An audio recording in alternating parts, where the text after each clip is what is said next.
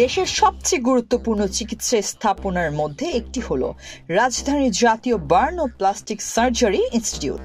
এখানে প্রতিদিন শত শত রোগী চিকিৎসা নেন, যাদের বেশিরভাগই অগ্নিদগ্ধ। অথচ এই প্রতিষ্ঠানের অগ্নি নির্বাপক সরঞ্জামগুলোর মেয়াদ শেষ হয়ে গেছে বহু আগেই। সরেজমিনে বার্ন ইনস্টিটিউট ঘুরে দেখা যায় প্রায় সব তলাতেই অগ্নি নির্বাপক সরঞ্জাম মেয়াদ উত্তীর্ণ।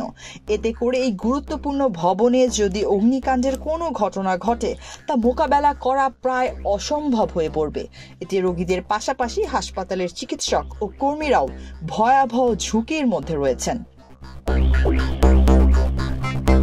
বিষয়টি নিয়ে হাসপাতাল কর্তৃপক্ষের সঙ্গে যোগাযোগের চেষ্টা করা হলে কোনো সাড়া পাওয়া যায়নি। তবে এই নিয়ে জানতে চাইলে নাম না প্রকাশ করার শর্তে এই ইনস্টিটিউটের একজন স্টাফ জানান, অগ্নি নির্বাপক যন্ত্র মেয়াদহীন তা তিনি জানতেন না। এখন তিনি নিজেই ভয় পাচ্ছেন।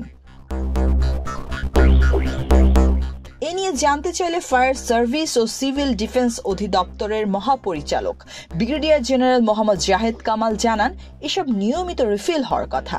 এটা মেয়াদ থাকলে যে পরিমাণ পারফরমেন্স করবে, মেয়াদ সেটা সেই পারফরমেন্স দেখাবে না, এটা স্বাভাবিকভাবে বলে যায়।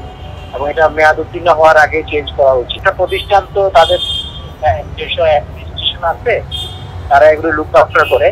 তবে আমরা তো বিভিন্ন জায়গায় বিভিন্ন সময় পরিদর্শন করি, মহড়া করি, ভিজিট করাই, আমাদের লোক যায়, তাদেরকে বোঝায় এগুলির প্রয়োজনীয়তা এবং টেক কেয়ার করার প্রয়োজনীয়তা এগুলো বোঝানো হয়। এখন ওনাদের পর্যায়ে ওনাদের উচিত হচ্ছে এগুলি নিশ্চিত করা যে ঠিকমতো টাইমলি চেঞ্জ হচ্ছে কি হচ্ছে না। যখন আগুন ধরবে, ফায়ার ফাইটার বিষয় আসবে, তখন এগুলি ঠিকমতো কাজ করবে না।